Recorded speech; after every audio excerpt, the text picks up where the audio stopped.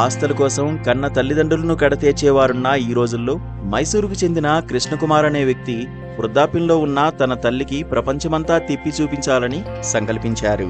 తల్లి కోరికను తీర్చేందుకు దేశ విదేశాల్లోని ప్రముఖ పుణ్యక్షేత్రాలు, పర్యాటక ప్రదేశాలు తిరుగుతూ అలుపెరగని యాత్ర చేస్తున్నారు. కర్ణాటకలోని మైసూరుకు చెందిన కృష్ణకుమార్ ఉద్యోగరీత్యా బెంగళూరులో నివసించేవారు. సెలవుల సమయంలో సొంతింటికి వెళ్లి వచ్చేవారు. ఈ క్రమంలోనే తన తండ్రి మరణించడంతో ఒంటరిగా ఉంటున్న తల్లికి దేశంలోని అన్ని పుణ్యక్షేత్రాలు చూపించాలని నిర్ణయించుకున్నారు. అందుకోసం తన తండ్రి ఇచ్చిన స్కూటర్పై తల్లిని ఎక్కించుకుని శ్రీమాతృసేవ సంకల్ప యాత్రను చేపట్టారు. మైసూరులోని చాముండేశ్వరి దేవి ఆలయం నుంచి ఈ యాత్రను ప్రారంభించారు. ఇప్పటివరకు కన్యాకుమారి, మధురై, రామేశ్వరం, తిరుపతి, కశ్మీర్లోని ప్రముఖ క్షేత్రాలు దర్శించుకున్నట్లు కృష్ణకుమార్ తెలిపారు. చేతకు వాహనంపైనే 90,500 కిలోమీటర్ల యాత్ర చేశామని చెబుతున్నారు. 75 సంవత్సరాల వయసు గల తన తల్లిని తన తండ్రి వాడిన స్కూటర్లో దేశవ్యాప్తంగా, ప్రపంచవ్యాప్తంగా ఇతర దేశాలను కూడా చుట్టేస్తున్నారు. అసలు తన తల్లిని బజాజ్ చేతక్ వాహనంపై ఇంత దూరం పాటు చుట్టేస్తూ తన తల్లికి అన్ని పర్యాటక ప్రాంతాలు, ఆధ్యాత్మిక క్షేత్రాలను చూపించడం ఎందుకు అనుకున్నారు? ఈ పర్యటన ఎప్పుడు మొదలుపెట్టారు? ఈ పర్యటన ముఖ్య ఉద్దేశం ఏంటనేది తన మాటల్లోనే తెలుసుకునే ప్రయత్నం చేద్దాం. సార్ చెప్పండి, అసలు ఈ ఆలోచన ఎందుకు వచ్చింది? ఎప్పుడు స్టార్ట్ చేశారు ఈ ఆధ్యాత్మిక పర్యాటక యాత్ర? అసలు టూ వీలర్ అనేది ఎందుకు చూస్ చేసుకున్నారు? వీక్షకులందరికీ నమస్కారం. ఇది మాతృసేవా సంకల్ప యాత్ర. పూర్వము మాది ఉమ్మడి కుటుంబం, 10 మంది ఉన్నాము. సో అప్పుడు మా తల్లి గారు ఉదయం నుంచి రాత్రి వరకు అన్ని పనులు, ఈ 10 మందికి కావలసిన అన్ని పనులు తను ఒక్కరే చూసుకునేవారు. బయటికి రావటానికి కుదరలేదు. అప్పుడు ఎక్కడికి వెళ్ళలేదు, ఏమి చూడలేదు, వంటింటికే పరిమితమైనారు. సో లైఫ్ ఇలాగే గడిచాయి. 2015లో మా తండ్రి గారు కాలధర్మం చేశారు. అప్పుడు నేను బెంగళూరులో పని చేసేవాను. I was working as a corporate team leader. మా తండ్రి గారు చనిపోయిన తర్వాత మైసూరు నుంచి మా తల్లి గారిని తీసుకొని వాళ్ళు నా దగ్గర ఉంటారు. నాకు ఒక అలవాట్లు ఉంది. నైట్ భోజనం అయిన తర్వాత తల్లి పక్క ప్రేమంగా కూర్చొని వాళ్ళ కష్టసుఖ తెలుసుకోవడం, మాట్లాడేది ఒక అలవాట్లు. ఒకరోజు లోకాభిరామంగా మాట్లాడితే, అమ్మ మీరు తిరువణ్ణామలై, తిరుక్కోయిలూరు, తిరువారంగం, తిరునల్వేలి, తిరుపట్టూరు, తిరువనంతపురం, తిరుపతి చూశారమ్మా అడిగాను. మా తల్లి గారు, నేను ఇక్కడ బేలూరు హళేబీడు గుడి కూడా చూడలేదు నాన్న, దగ్గర ఉన్న బేలూరు హళేబీడు కూడా చూడలేదు.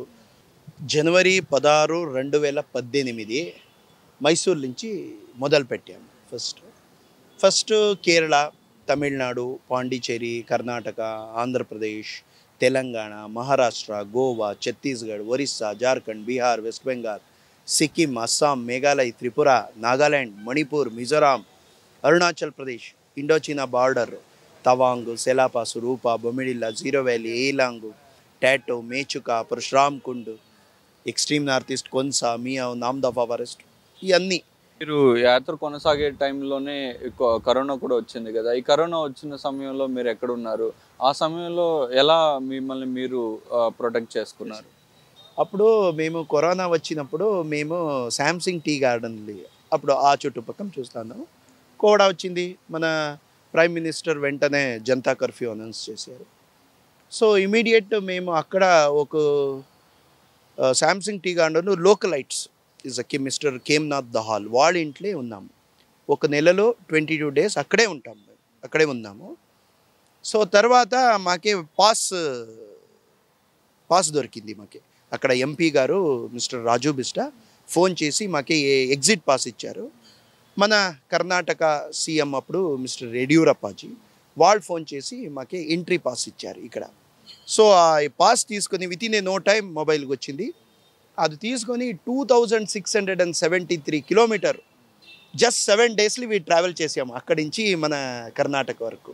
మనం ఇప్పుడు చూస్తున్నట్టయితే చాలా వరకు వృద్ధాశ్రమయాలు కానీ, ఇప్పుడు కొత్తగా కూడా వాళ్ళే అంటే పిల్లలంతా దూరం అయ్యి రిటైర్డ్ అయిపోయిన వాళ్ళు కూడా, మంచి జాబ్ చేస్తున్న వాళ్ళు కూడా ఒక దీంట్లో అంటే వృద్ధాశ్రమం అనడం కాదు కానీ ఒక డబ్బులు ఇచ్చి ఒక పేయింగ్ గెస్ట్ లాగా ఉండడం, ఇట్లాంటివన్నీ ఎక్కువ అవుతున్నాయి. ఇట్లాంటి వాళ్ళకి మీరు ఏం సందేశం ఇస్తారు?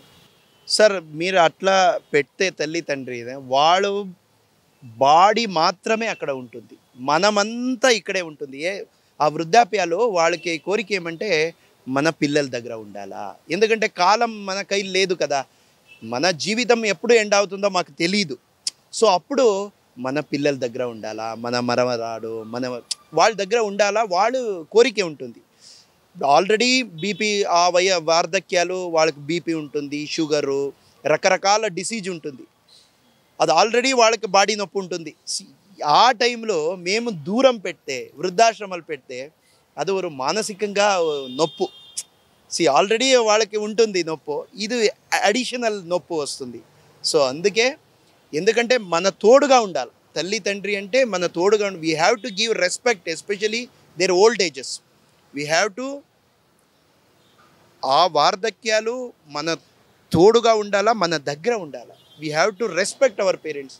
ఎందుకంటే చిన్నప్పటి నుంచి ఎంత త్యాగం చేస్తారు వాళ్ళు, ఎంత శైశావస్థ అంటే లైఫ్లో 2 టైం వస్తుంది. అస్సలు శిశువు అప్పుడు శైశావస్థ, అప్పుడు తల్లి తండ్రి మనకి కేర్ చేయలేకుండా ఉంటే అనాథం అవుతుంది సార్. అందుకే మనకి జన్మ ఇచ్చారు, మంచి పేరు ఇచ్చారు, మేము చెప్పడానికి మంచి తల్లి తండ్రి పేరు ఉంటుంది, మన స్టేటస్ ఉంటుంది, ఇదన్నీ తల్లి తండ్రి మూలమా మాకు వచ్చింది. సో అందుకే మేము రీపేయాలి, డిగ్నిటీ ఇవ్వాలి, డిగ్నిటీ బిఫోర్ డెత్. తల్లితో పాటు తన తండ్రి ఇచ్చిన బజాజ్ చేతక్ వాహనంలోనే ప్రయాణించానని చెప్పి తన తల్లి కులదైవం కానీ తన తండ్రి కులదైవంని దర్శించుకొని 1,00,000 కిలోమీటర్లు కూడా పూర్తవుతుందని చెప్పి యాత్ర. ప్రతి ఒక్కరికి యాత్ర ద్వారా తల్లిదండ్రులను వృద్ధాప్యంలో చాలా జాగ్రత్తగా చూసుకోవాలని, వారి మనసులో ఉన్న కోరికలు తీర్చేందుకు కూడా ప్రయత్నం చేయాలని చెప్పి కూడా చెబుతున్నారు. కెమెరా పర్సన్ సునీల్తో కలిసి రుత్విక్, ఏబిఎన్ ఆంధ్రజ్యోతి, బెంగళూరు నుంచి.